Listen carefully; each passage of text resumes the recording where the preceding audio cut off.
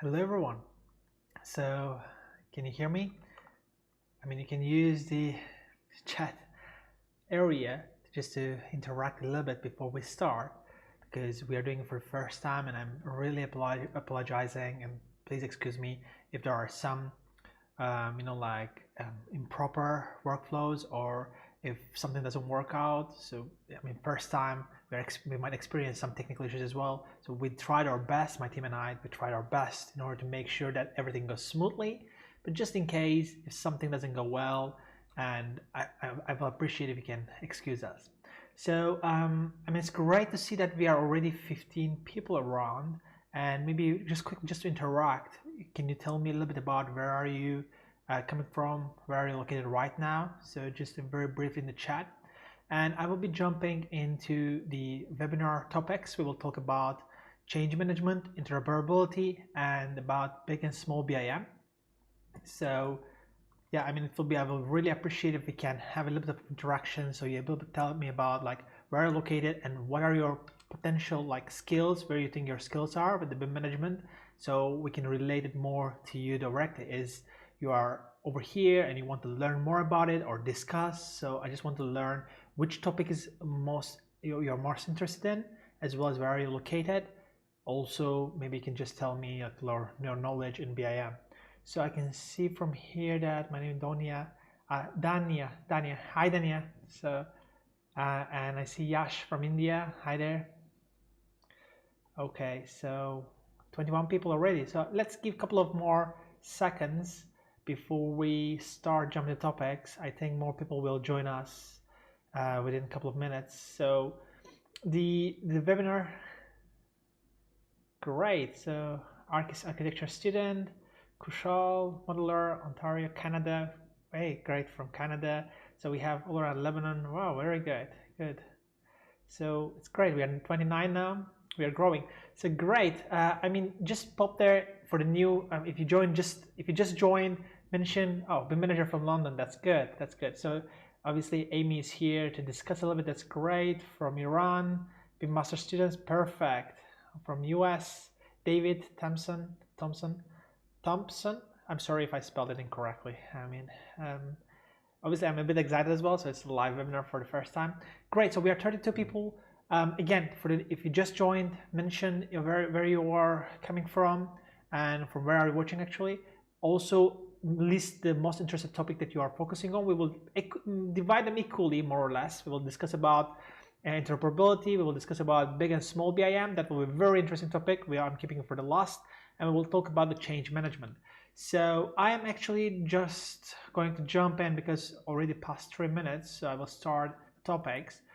Over here, we are going to discuss a little bit about history of the BIM for change management, to understand a little bit from the stakeholder side, or from the prospect side, or from the team point of view, history of how, like if they have been using CAD, how they will relate, because it's very important. So it allows you to make an empathy and mindset, and there will be some motivation and courage. Also, we'll talk about the planning and strategy. So I will just divide my screen now so I can have a live, I can see here the conversation as well. Perfect. So let's discuss a little bit about the history of the BIM and how it, when I say history, I will not go all the way back, but the idea of the CAD users. When CAD users are, most of the industry have been using CAD, when they change from the hand drawings to the CAD workflow to the computer, we can understand that the workflow was the same. They just digitalized the workflow, which means rather than drawing on a paper, they actually focused on directly doing it on the computer. But when we do it from CAD to BIM, we are actually changing the workflow. So there are a lot of like barrier, and there are a lot of like change issues we are facing with, because people don't want to have a huge change because there are many other concerns coming on.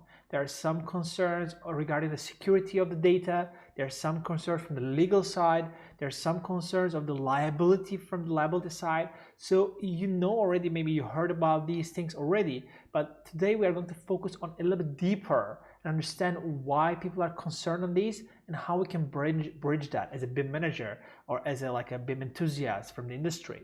One of the reasons we made this channel is that I wanted to spread this to the entire public and make it like to all the world, because I was speaking this same thing again and again to all the prospects, all the like clients we're having, multiple teams, whenever we implement, whenever we do management in the projects. But through the help of YouTube, basically, we can actually reach to a larger audience. Which means if I instead of repeating again, now I can just send the videos or give a message to the entire industry so that we can influence and make a change in the industry. And obviously I just have some credits over here, so I'm not a random person. I have taken, I would say, almost all of the courses out there that are available, like for the BIM, and just finalizing the master's BIM as well. But I have 10 years of experience. So the master's was really to go into in the UK, seeing how the universities are delivering the BIM-based masters and diving deeper into what kind of, obviously one advice from any course, any webinar from everywhere can elevate your entire life or career, because you can really think, it can really change your perspective if you think about that. Therefore, it's really important. I'm really happy that you are already here and watching, like live this channel, this webinar, and would like to give the best value because you're already spending this time with me. So I will try to make sure that your time is spent valuable. Comment below if you have any questions. I will not be covering some questions. So during the presentation, I would say during the webinar period, it will be very difficult for me to focus on the questions and do the webinar right away. Most of you will be waiting. So while you're listing questions, if you list all your questions, I will just be able to cover Q&A in the end.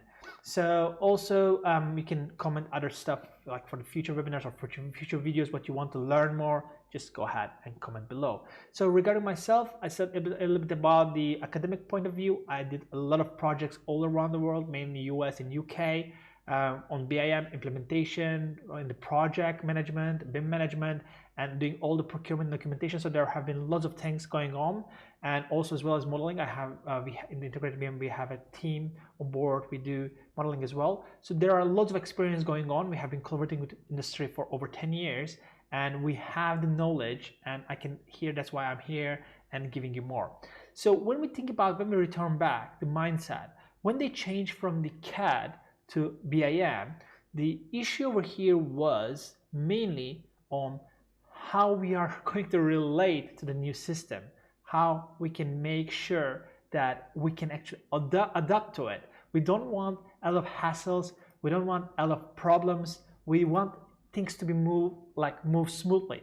And it's not the case, because when you have your CAD, you have a workflow. Generally, don't get me wrong, if you're any CAD guys over there or ladies, don't get it wrong, but when you work with the CAD, you generally work a little bit messy because your drawings are not really organized most of the time. I'm saying most of the time, and you put stuff front and back all around. But with the BIM, it is not the case. BIM, you need to be more organized. You need to be more focused on the deliverables. You need to make a better strategy, and we will cover why we need to do all of the stuff. But before we cover, people find it difficult. So people, when they say, okay, we need to prepare so many things, we cannot just jump into the project as we used to, because even though traditionally we shouldn't just jump into the project, because we are really missing the strategy, we're really missing the the deliverables, the asset information requirements from the client side, and the architect or designer just jumping into the project and starting the design without having all the deliverable data or other information for the strategy that we need. So this has been so common practice through the years. Now, when we think about the BIM, people don't want and resist the change. So what we need to do, we need to try to do a little bit empathy, and that's why I'm explaining the story about behind it, so you can relate a little bit more, so you understand the mindset. People just finding it difficult to understand and difficult to relate. So when this happens, you need to dive deeper into it and understand exactly what they are concerned about. Architects will be concerned about sharing their native files. They'll be concerned about having more liability, because they will think that, okay, we need to put more information because BIM requires more information. there might be other concerns as well from the architects, from the client point of view. He will want everything to be fast. He might say, okay, the change is easy, so let me do just in the end some changes, and it should not take so much time. But it's not the case as well again. So when change occurs, there are still a lot of steps to be done, and maybe it will affect multiple other things, multiple design issues. So there are a lot of people know it wrong. They don't understand, and they are just jumping. So from the change management point of view, when you want to make a change, you need to educate these people, really and truly educate these people. But when we talk about education, we are not simply talking about education and saying, hey, like this is, it's very useful, these are all the benefits, not that. But really diving deeper and showcasing them small bits, small things, or a couple of items, so they can actually relate and they can say, okay, this is how it works. We did a lot of mistakes, and I will give you one of the mistakes as an example so you can understand a little bit more what I mean by a mistake. So we wanted to use a Revit collaboration, and we said, this was years ago, I would say about 9 years ago or so. We used central files from a server. When we used diagrams to showcase how the collaboration will work, all the people in the room found it very difficult to relate, because we use diagrams. There's a one central file, everyone communicate, but they were like, how come? Yeah, I mean, I will put a line there because they are thinking from the CAD point of view, which you have to relate and make the presentation, make the education based on that. If you don't do, which we didn't do at the time, what happened is that they were like saying, okay, so this was a CAD stuff, and if I draw a line, someone will just take my line and put it somewhere else, and how it will work. Or if I draw a wall, someone will drag it and I will drag it, they will drag it and I will drag it. How does it really work? But then we started receiving loads of questions, and then we actually went a different way, showing them a real practical example, like how the concept behind it works with a couple of clicks and so forth. So from the technical side, they don't understand much technicality, but just showing from the technical side, and also diving deeper into more in the project, a simple thing, doing a room, a little bit more stuff into Revit, and showing them how a collaboration works. This helped them tremendously, because then we didn't receive those basic questions, because they just shut their, like focus down. As soon as they see that diagram, they're like shutting their focus down, because we didn't have a direct empathy. We have to look from their point of view. We have to look the presentation. Okay, what is going on here? We need to make a story, and we need to give them a direction. So step by step, how it works. So when we think about the mindset, we need to educate the mindset, because there will be a resistance there. They will be saying, why do we need to do all this effort? Why do I need to make more input in a project? Why do I need to change my daily routine? What happens if it fails? What happens if our team cannot adapt and we have a deadline? What happens in that case? So there are many questions coming up. What you need to do over here in order to sustain a change, you need to elevate the mindset. You need to educate them from the top, from the very basic stuff, from top level, so very high level, very basic stuff, and then you need to go at like diving deeper and deeper, but obviously do on a particular task or particular case scenario. If you do it on the entire project, it will be, obviously you will not have the time and you will not be able to perform. But if you just dive deeper, their mindset will elevate. They will suddenly start thinking, okay, that is how it works, that's how the high level, that is the real benefit, these are the real examples, these are the communication issues. Oh my God, I'm understanding more and more, so I can really see and relate. And once we start doing this in our practice, we start to realize, okay, we can actually communicate now. We can like discuss the matters, the details, and the other stuff, because they are now understanding, because their mindset, their perspective suddenly change. Okay, it works. It works. Because before, their question mark was, is it really working? Is it really working? Again, I'm asking it twice, because they were like always thinking about it. So, and they're asking their third time, is it really working? While we are explaining the presentation or the like educating them on the background, they don't hear the entire conversation. They are just focusing on, is it really working? When we dive deeper on how it works, and their mindset, the perception changes, now we can actually communicate at their level. You you can communicate efficiently. And when you communicate efficiently, it really helps them to understand and give you feedback. And their feedback is very valuable because they look from a different point of view and they will ask very interesting questions which you need to cover all. And when you do BIM in BIM management in the project, you need to really be pitching. But when I'm talking about pitching, don't be pushy. Don't tell just benefits. Start with their problem, start with their pain point, and tell them how you, with your assistance, you're going to solve it. Just one pain point, one solution. Second time, one pain point, one solution. And you will start seeing they are relating, and they can start listening more and more what you're talking about. So they will start accepting when you start educating them. It's really important. And I mean, if you don't do this from the beginning, I'm telling you, you are literally going to fail your like education process, because they will not listen at all. They will not be able to concentrate. And by the way, I'm seeing over here 45 people around. Like, just mention where are you coming from, also the topics that you are interested. Would love to hear more about you and would like to engage, because when you sit on this side of the camera, on this side of the YouTube, you don't have so many chances to interact. And one of the main reasons I'm doing a live webinar right now and communicating with you, I want to hear back from you. I want to hear a little bit back and discuss and make it discussion based.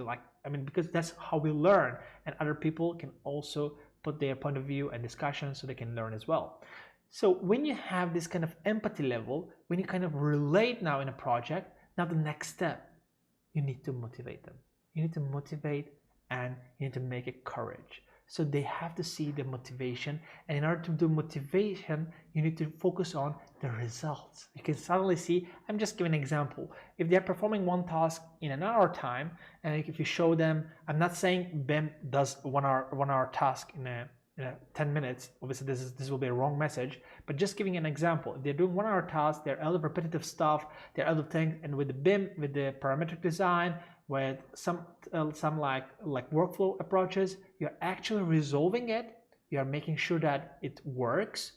It will help you a lot, because what happens is that they will say, okay, so instead of 1 hour, I can actually perform this task in 15 minutes. What happens then? I can spend 45 minutes either on another task or improve the design. When people say about not improving, like, there's another one point over here, improving the design, which is really important, because many people will think about, especially architects, BIM will ruin architecture. That is not the case. AutoCAD, Rhino, all the software products, SketchUp ruins the architecture if you do not use them to build your concept. You need to use the software to build your concept, not just to use the program to, like, randomly just being with its constraints and say, oh my god, I do just rectangular buildings. No, you can use your hand sketch, you can use your imagination, you can use any software, like whether it's tablet or paper. Obviously it depends on your, like how you can relate with the technology. You can do any method, but as soon as you're putting your inspiration, you're putting your design ideas into properly converting it into design matters, into design details, or you put them in a, like, whatever approach you want, and then you take these and use BIM on the production side, or you can use it on the documentation side, or you can use it in the collaboration side. So you can use BIM where it's powerful.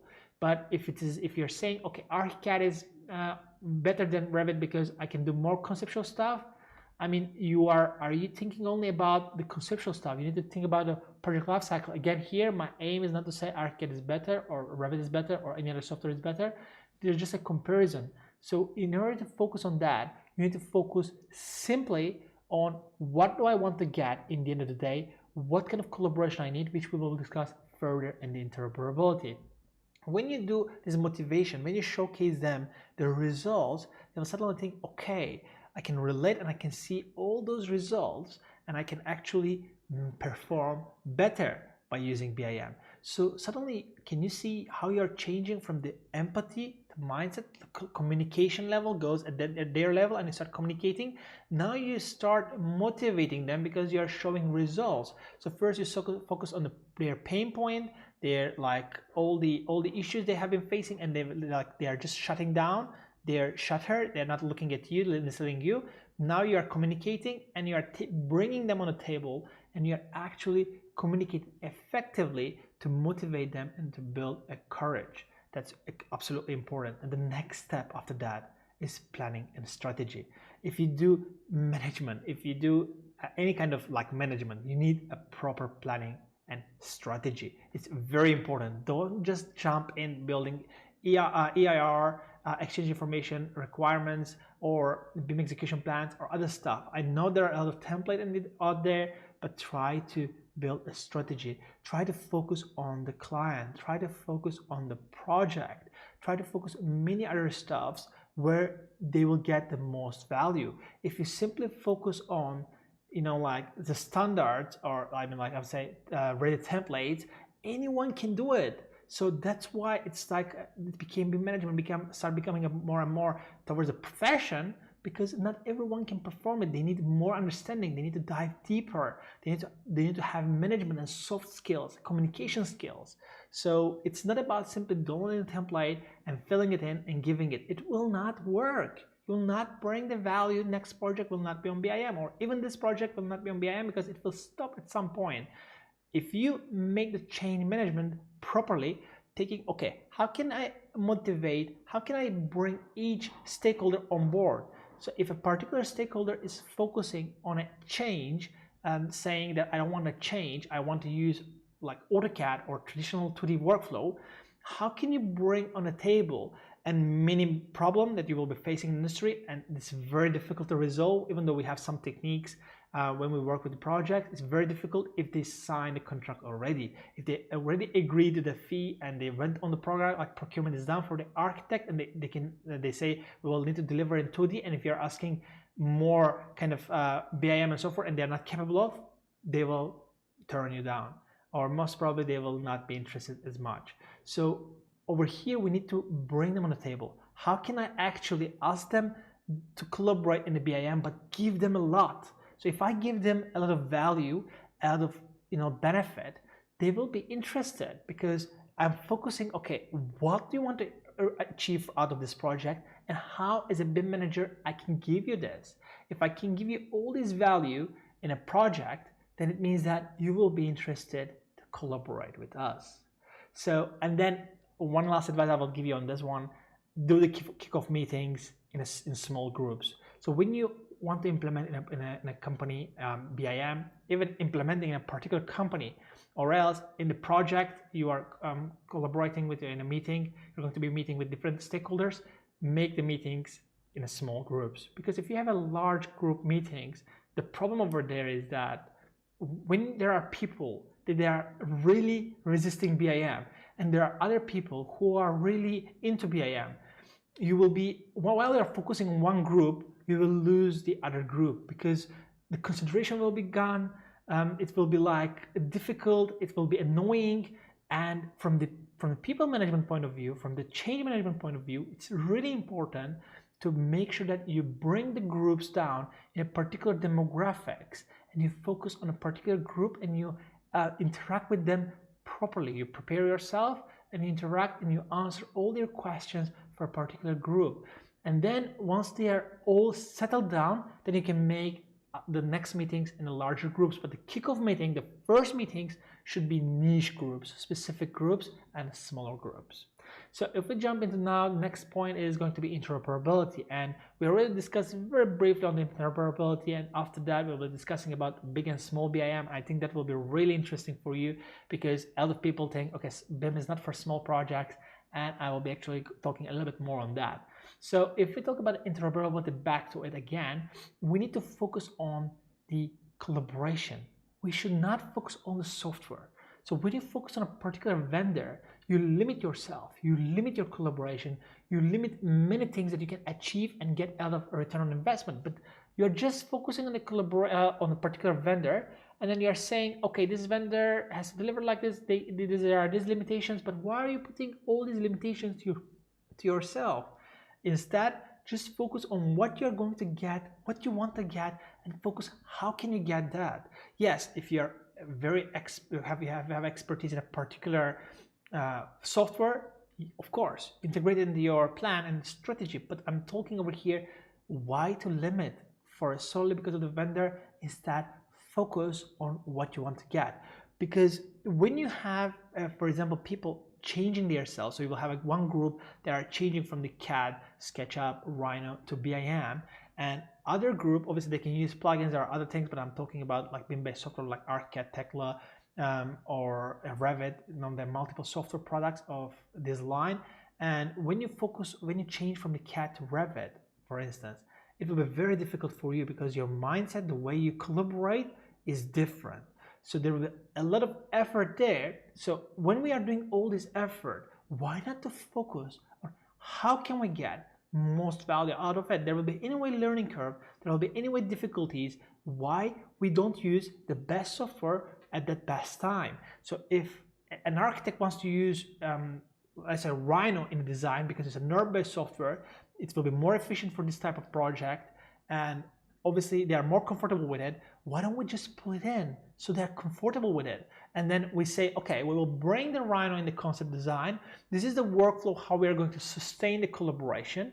And then after that, we are focusing how they can bring us value on the schematic design or other bits, the next detail design, depending on where you're located or how it's called, basically the next stage after the concept design. So how can you bring us value? Because we are going to accept your collaboration. There will be a little bit effort from our side as well, conversion that if they are not doing already the BIM model themselves. You know, it depends on the project, but the idea over here is that why don't we just pull the comfortable bits, but also try to focus on getting the most out of the project. In that way, you will ensure that you are returning the most investment to the client. It's moving smoothly because everyone makes small sacrifices. So I bring my software that will be better for the deliverables because I'm comfortable with it. We do an interoperability, discussion, how it will work with the software. We do the test in the beginning, we agree, and we move forward. So I'm making a sacrifice by, like using your preferred software because I want to, collaborate with you. And then obviously you need to do more sacrifice as well. You need to collaborate with me and giving me more information to get this model at the right quality so I can build project information models and I can build an asset information model in the end. So this is absolutely very important thing, and I strongly recommend you to focus on not the vendors, but focus on what you want to get in the end. If you want to focus on the end result, the best thing is understand your stakeholders, understand what they're comfortable with, understand their expertise, understand how much knowledge they have in the software so they can deliver you the end model, they can collaborate with you, and how much they're going to sacrifice in order to, and then get benefit obviously, so you can do the balance, so you can motivate those people. So basically interoperability question over here is very much in line with the change management. Everything falls under the BIM management in the end of the day. The reason is that you want to make a success in this project and your role is to make success. How do you do it? How you can focus on the people, you bring everyone in and you make them motivated. You build a courage into them so they will be all interested to collaborate. You sustain efficiency and you get the results. So you put your career to the next level because you're all, the stakeholders are happy, and especially your project is getting with the successful results. Obviously, I'm receiving questions. I don't have a moment to look at them yet. I will cover them in the end, but just continue posting your questions. I will be happy and very much interested into, make a Q&A in the end and go all of your questions. So just pop them up over here, just comment them below, and I will take a look at them towards the end. So when you do this kind of thing, when you focus on the interoperability, you need to focus also on a plan. If you don't do small tests, if you don't plan it out in advance, it will fail. If they just start randomly using a Rhino, did you discuss how you will use the location, the origin point, how you can like always input the model so it will be always in the right location and you can get it back. Did you use what kind of plugins you will use in order to convert this stuff into, for example, Revit? Or how, are you going to use Grasshopper to connect them directly to ArchiCAD? What kind of workflow you have been focusing on? Did you test that workflow? You need to test. You need to take a moment and test. Don't test extraordinary stuff. Test small things, but test it. Because if you don't test it, I'm sorry, you might fail in the end. Because you don't know, in theory it might work, but in practice you might have a lot of issues, and that's a huge problem. And one of the most interesting things over here, and it's always all the time developing, and I'm really interested in is the Open BIM, because we have been collaborating and we are still collaborating some projects using Open BIM formats, so the IFC and IFC format and BCFs and so forth. And there we have been recently getting some like questions about some other things about the Open BIM, next level on the Open BIM, which I'm thinking to discover them soon in the channel. So if you didn't subscribe it, take a moment and subscribe. Obviously the Open BIM is a very interesting format. The interoperability is good there, but you need to again test it. So test a small piece of it, see if IFC works for you, what kind of IFC formats you will need, which obviously different software will allow you to export different IFC formats. So now I think Revit elevated to IFC4, other vendors might be 2x3, so it depends, like IFC format that software vendors allow. So you need to test the workflow, see how the workflow will go, see if you want to sustain an IFC workflow, Open BIM workflow, what kind of issues you're going to get. Make everyone feel about it, especially if in the room there are multiple people using it for the first time. If they're using it for the first time, make them comfortable. Let them try, give them a small exercise, collaborate, so they say, okay, it doesn't work for us because this and that. Or you can eliminate or mention all the problems from the beginning, so you can cover all of them and eliminate throughout the entire project life cycle. How good will that be? How much time you will save? Yes, you're investing a small time from your time in the beginning of your project to test it, but imagine how much time, headache, conflict, and other things you will save in the real terms. So I will be covering over here as well Open BIM. I will not be going into detail of IFC, how it's made up and so forth in this webinar, but it's very important we should not have a dominant vendor in the industry, because if there is no dominant vendor in the industry, first of all, we can simply focus on our strategy, we can focus on the results and solely aim for the results and get the results at the end of the project. Which means we can use any software, right? We have the choice, so I can choose any software I want throughout the entire project life cycle. But if we're depending on a particular vendor, we may not get all these results we are looking for, because we are just dependent on that vendor. By the way, we have just launched a course today. We have made a very hard work, my team and I. And if you would like to learn more about BIM and so forth, we'll be also sending you an email about that. But obviously, which would be a summary of all the courses we have covered in the industry. I mean, I applied almost all of them and I finished all of them. I've taken a master degree also. I know the UK how it works. So basically combining all of the information and the professional knowledge, making a feasible course for you and making it, giving you a chance to learn maybe a small advice which can bring you next level in the industry. So obviously there will be a limited time. For the Christmas, we are making a lot, because it's a pre-launch, so we want to make a sale. If you're interested, the coupon code will be BIMNOW30, which again we will be sending you in your email. So obviously, let's talk about big BIM and small BIM, because most of the time people will say BIM is for big scale project, for large scale project. It's not for small scale projects. And if you think about it, okay, so there are many small scale projects. Why not for small projects? What disturbs the small projects from applying BIM into them? And the reason over here is that small projects have a small budget, and they'll say, we don't have a budget, a cent to invest, a cent to add additional to the project. And then you see, okay, so how can you bridge this gap?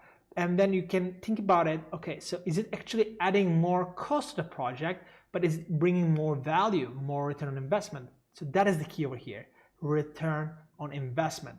Scale matters. Yes, if you have a large scale project, you have a different responsibility, you will have a different approach. But if you have small scale project, especially small scale project, focus on the most return on investment.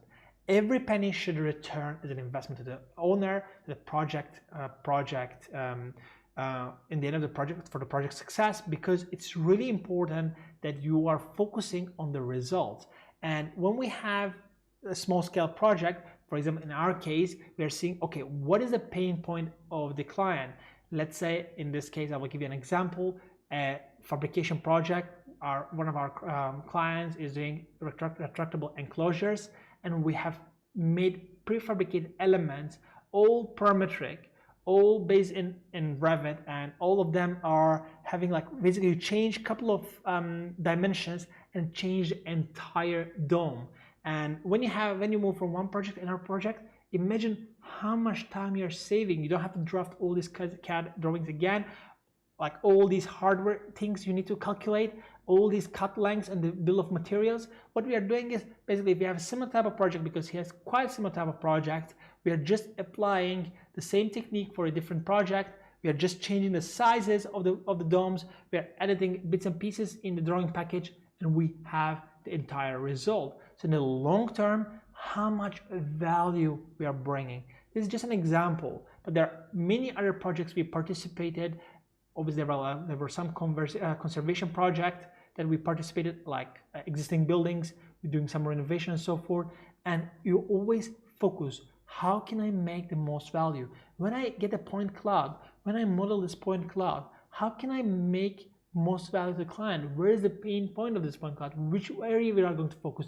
What is the idea of having this model and doing a renovation in this model? So when I focus on these specific niche things, I don't have to focus on the BEP. I don't have to focus on the complicated exchange information requirements. Yes, there will be BIM execution plan, of course. You will put your strategy down, but it doesn't have to be as complicated or too much information that is not necessary, similar to the templates you are seeing over 200 pages or so forth. Even for large scale, don't do 200 pages for sure.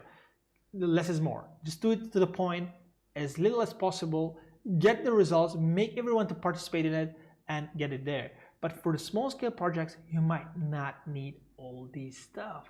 You might just need to focus on the particular thing. How can you get this return as fast as possible? That is the key. As fast as possible, the return. On the large scale projects, since the time frame is larger, there's a larger team, you need to focus on the entire collaboration and make sure that everything is working seamlessly. But on a small scale, focus, how can I get this as soon as possible? Smaller bit, give them results, and then move on to a larger bit and larger bit and larger bit of the project, because they will be very much concerned if you can really deliver value, if you can really save costs, if you can really do that and that. For example, for that, we did MVV, which is minimal viable product for them, just a sample test, and they were like saying, okay, wow, we are getting all these very fast, we're changing it, and we are getting the results. And we did the next level, and they, in order to make sure that their investment is matching with their point of view and their mission and their goals. And what we did is we did the next level of MPV, and they're saying, wow, it's even better now. It's going like we can actually make it work and get a lot of projects done. And then we are going more detailed, and then each project we are improving and improving and improving. That is the most important thing. So we continuously adding value and value and value, so they get continuous return on investment. And that is how you sustain long-term collaboration and you penetrate into small-scale projects. For the large-scale projects, the perspective is different, the approach is a little bit different. Again, as I said, you need to focus on the entire project, how it moves seamlessly, how it really moves properly, so you can actually get the most value to the entire team and to maximum potential output.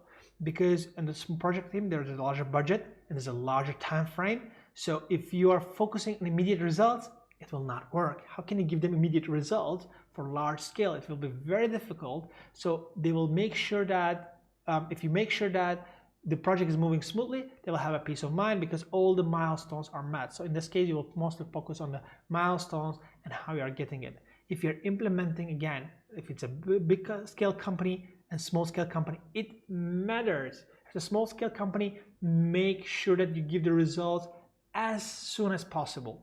As soon as possible. So they get the results and they move on with the next result, and they move on with the next results. But if it's a large scale company, it's a little bit different. You need to build a long-term strategy and short-term strategy, how you can give more value in the short term and give more value in the long term. So all in all, you need to focus on the needs of the client, the needs of the project, and don't exaggerate. Don't put more data because suddenly you need to put more data. Don't send them 200 pages. Nobody will read it. Nobody will read it. 200 pages. They will read adequate amount of pages. They will read good information. But if you just bulk information out there just to make sure that your liability is gone out of yourself, it doesn't work like that. You need to pull them in. You don't have to push them. If you push them, it will not work. So I will be covering now some Q&A. So I will be looking forward to your answers. I'm really excited to interact with you. I'm seeing quite a lot of comments here. Some of them actually retracted. Okay, so from Oslo, Mark. I've been also getting some from Ohio. All right, so this is good. So let's cover some of the interesting questions over here. For me, I had to change the way. All right, so from the Amy, she's saying, for me, I had to change the way I approach my directors and decision makers. That's really important, Amy. And I think you figured that already, because their way of thinking is much different than like what you think. So you need to understand, you need to put empathy works there. You need to put yourself in their shoes and you have to approach them the way they expect you to approach. So that's extremely important. Absolutely. So you need to find maybe even more stuff than that. Not only in the end, she was saying in the end, I had to suggest things like a responsibility matrix and attempt to be more BIM at each project. So you need to be able to focus what they want, what they really want in the project, and then focus it solely on that and what they want to hear. That's very important. If they want to hear that and that and that, you need to get the results for them in order to satisfy them and push the company forward, because they are thinking at a high level. They want the company to reach at a certain image, at a certain level, and you need to help them to reach it. Because if you think BIM is good for this and it doesn't match with their company strategy, it will not work for you. It will not work because they will not appreciate or they will not see the input you're making. But if you do put yourself in the shoes, if you do the empathy, if you start communicating with them efficiently, then you can suggest other things, then they will listen. So all right, so it has taken a lot of time, but now projects are ending. We can see results and so forth. So the next question, if only were so easy to switch between the licenses of Revit, ArchiCAD, or Tekla structures. That's amazing comment, actually. Yeah, I mean, it is not, unfortunately. Once you choose one, you better stack and another, right? Okay, so that's really important. But like from BIM Voice, I have been, by the way, I have been watching some of your videos. They're really interesting. You have a good point over there, and it's not, unfortunately. But there are many authors. Obviously, one of them, if you go like Handbook of the BIM Management, you will be able to Handbook of the BIM. You'll be able to see they already compared and made studies on that. And there's a newer version a couple of years ago. So I think you can take a look and understand a little bit more. Obviously, if you practice yourself, you will get more. But if you are a user, if you are an expert user on certain software, the other software you might not be, and not expert on other softwares, you might not be able to do a proper comparison. So for someone, okay, yes, I mean, why for someone? Actually, not forcing, but as I explained, you need to focus. Because over here, Mark Felix did a very good comment. Why for someone? And you should not force someone, but you need to educate that. And as I said, to educate, for them to listen to you, what you're talking, you need to focus on making an empathy, making a connection. So you make this connection between yourself. You put yourself into the shoes. Now you can start communicating effectively. Now you can let him to explain from his point of view or her point of view okay, this is what I was talking about, and this is like how you can improve and so forth. And that way it can bring more value to the entire team or other people. Okay, so want to do some online course, can you guide us? So I'm not sure exactly what this was by want to do some online courses and so forth. I'm not sure about that, but if you want to learn a little bit more about the BIM management, there will be live tutor-led courses that we are launching. So you can just apply the discount code and we will send you the link. If you just go integrated.bim/eStore, you will be able to see that it's already launched, and we are really interested and want to meet you all, because we want to see you all there and want to share more with you, because as I said, a small advice can change your entire career. So a 3-step guide to create effective BIM strategy measure. I think you have a good bit.ly link. Maybe other people can take a look at it. There is a 3-step guide created for BIM management strategy. So if you want, there's a bit.ly link in the chat. If other people can, I think other people can say it. So if they can see it, I suggest you to take a look at that. It was great connecting with you. I'm expecting a couple of more questions from you if there are any. It was really, I'm really looking forward to engage. We have great ideas. If you didn't subscribe to our channel yet, go ahead and do it, because we are having lots of great ideas. There are new BIM talks coming. We have guests and amazing expertise and knowledge. They are going to come and bring a lot of value to the audience, and we really are interested to build a community, want to communicate with you more over there, guys and ladies. So we really want to like make this kind of a different level and build a community on BIM, so we can inspire the entire world potentially. That's a huge mission, I know, but we can I think we can do that if we help each other and educate each other and push each other forward. It was great talk. I hope it brought some value to you, and since there are no other questions popping up, I will be ending the stream. Thank you very much for joining, and I'm really excited to do new webinars. It was awesome experience for me, and I hope it was awesome experience for you. So looking forward to seeing you in the next webinar, in the BIM Talks. Take a moment and subscribe.